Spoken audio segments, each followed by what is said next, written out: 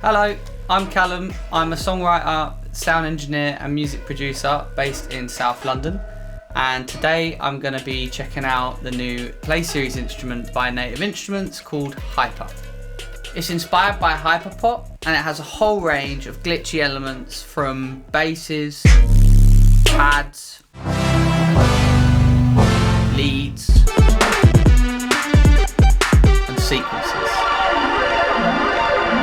I'm going to be breaking down one of the audio demo tracks that I made for Hypr, explore some of the presets and sound design capabilities of the instrument. So with all that in mind, let's check it out.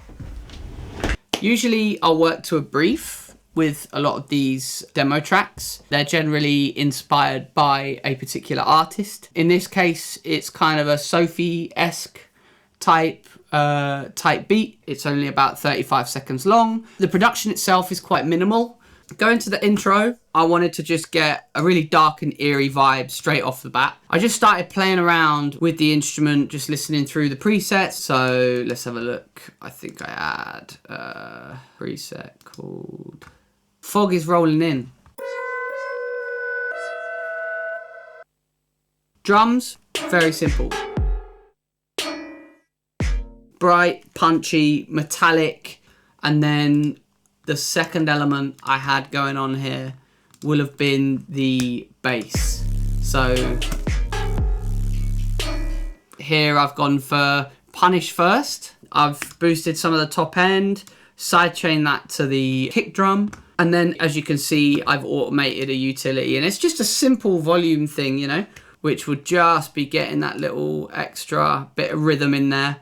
But you can hear how, like, say, some of the ADSR will be different, so then it's behaving slightly differently. So I would have gone in and tweaked that. So like, say, the decay. Yeah.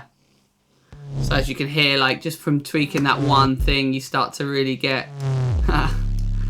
you start really getting some cool stuff going on. And then also, I've got this other track here called Noise. It's the same preset as the bass, so what I reckon I've gone and done here, duplicated the track straight away. That's why they're all the same processing's on it, apart from I've chopped out some of the low end. So it's just giving more texture. But I reckon I've started tweaking and I've found something that I like within it. And with this, it will have been this filter resonance. So, because balance is all the way over to the right, that should be our B sound source, I believe. So this resonance and the filter is such a key aspect of a sound like this, because you hear how that's kind of jumping up the, I think that's the harmonic series, right? So without it, you can hear the fundamental note, but then when you bring that in, it's going to bring out, if I take off that EQ, so as you can hear, the mod envelope is actually controlling how the resonance screams, right? So if you adjust the decay of that, and I reckon I've gone in to where I've just found a sweet spot on it and then re-triggered the note each time round, and then using MIDI, it's just re-triggering the note as and when I want it. So then that's re-triggering the way the resonance will behave based on the decay of the modulation envelope. Cool. And then, so some of the other elements, let's talk about another preset called Rising.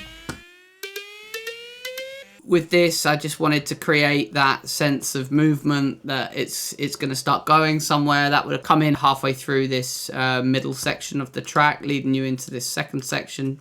Just builds that tension. And then, as you can see, I've chopped it out here, which I'll talk about in a moment. We've got this really sharp lead line that is just really percussive and reverby and epic, which I'll just play you in context.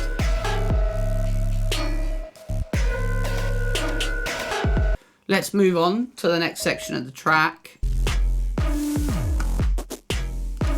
So a lot of the variation here comes from the bass, the note changes. So we've literally only really got 2 notes in the whole piece, and then the movement of the bass is where a lot of the interest comes from at this point, and then the fact that we're going to that sort of fall to the floor, that's like the majority of the track. So pretty much the whole song is done with Hypr. And then you've got that rising element that I had earlier coming back in here at the very end, and you can see where I've used a utility again, just really controlling the volume of where I want things to come in and out for transitions and that sort of thing. The final step really of making this production was, once I got a good idea of all of the sections and how I wanted it to run, I tend to do, and this is quite a common thing in these kind of genres, is taking the sounds and mangling them and chopping them up and doing a few passes. What I've done here is I've just taken the whole track, run it through some of my units. You can do it with plugins like Reactor 6, any plugin that can really chop and, or you can do it manually, you know, it just depends on how you like to go about it.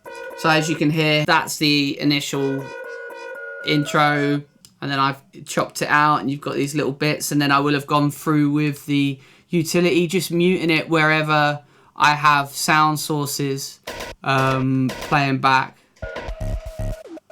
If you put that, say, with the beat, that will make more sense, right?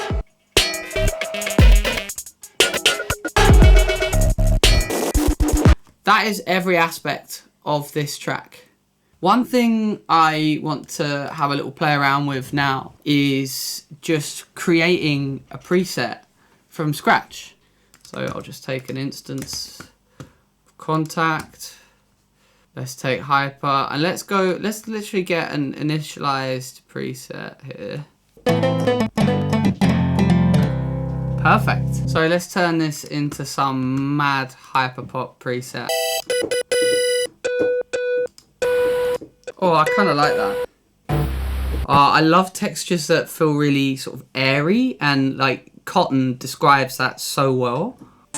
Oh, I like that. Cool. I reckon with those as like a starting point for the texture, and then we can use the balance to just go between those two sound sources. At this point, the macros aren't even being used, but we will use them. Say we want to play with the attack. Nice. Let's assign these here to the attack and release. So that's now going to be modulation, attack, this one here. Because again, macros really help with like actually being able to get some really cool like random surprises when doing a bit of sound design, right? Cool. So now what we're going to do is we're going to map this one to the release and this release as well. So let's touch that and touch that. So now, so that's only doing it on one side, so then let's do it on the other as well. And there. Cool. So then what can we do? We can relabel these. Yeah, attack. That is some top labeling, that. Release. Whatever. There's an A in there as well.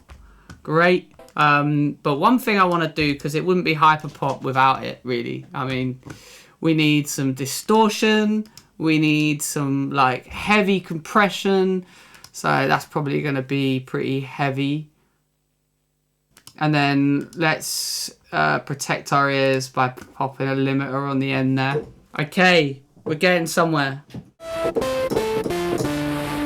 And this just gives you the idea of just how flexible this is. And for example, right now you can hear it's polyphonic, right? So then I could go in and make this monophonic if I wanted to. Which is like, oh, that's actually quite fun. That could be something we could do with like the sequencer or something later on. Let's just tweak this a little bit.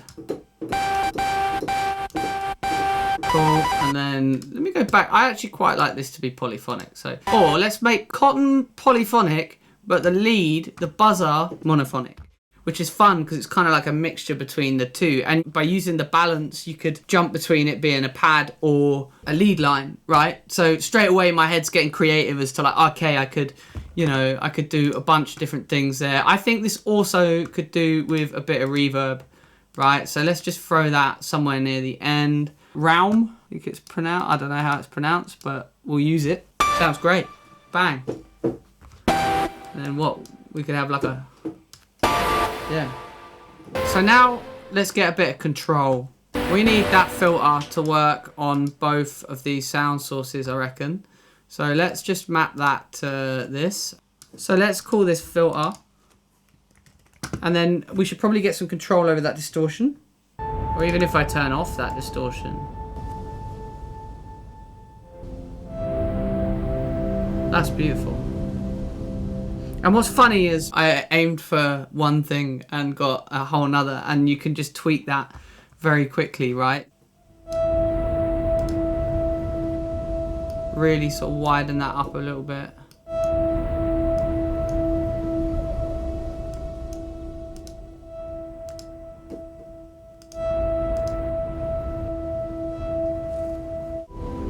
So that's just become a real ambient pad, basically. And now let's just destroy it, because why not, right? That's hyperpop for you. So let's go with this sequencer. Let's switch it on.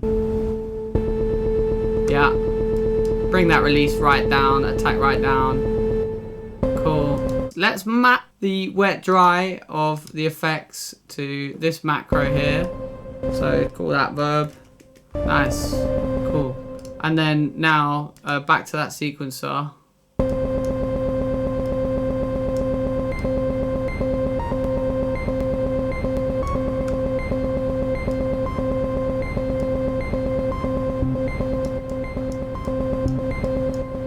Let's just randomize some stuff.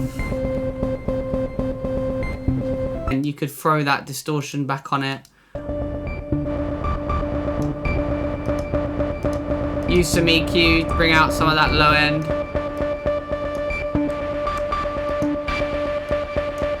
And that's just how easy it is to start getting that like sound that you want. Like part of me now wants to like throw, like, to be honest, if I'm thinking hyperpop, I'd probably do something a bit obnoxious like that. And then I'm feeling like something that plays with pitch. Let's try this one.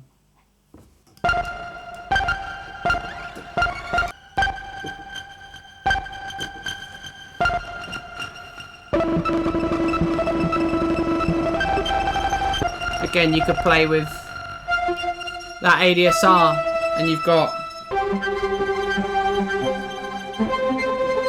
I think I'm going to use that. I'm going to use that in the track for sure. And then take off the reverb.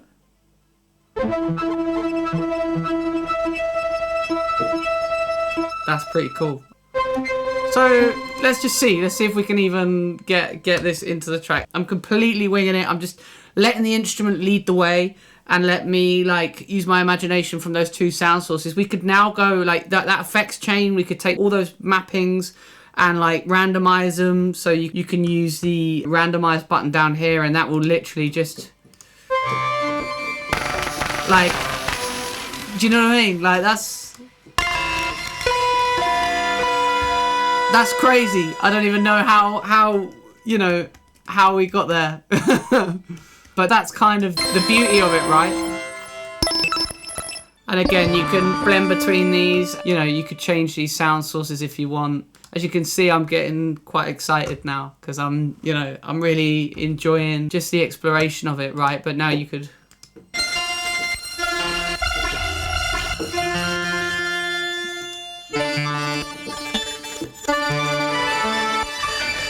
Oh, that's cool.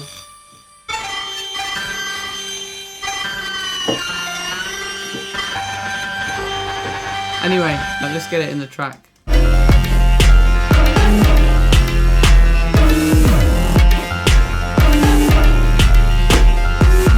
Cool. So I've just literally pressed one note and I'm just playing with the pitch shift of that just to, you know, bring it down, flatten it, gives it that kind of dark edge to it, right? And again, I'll just like play with that attack and release, right, on the macros. Sick, love that. And then I would just put like, again, because it's quite a dense sound, just throw a bit of sidechain on there.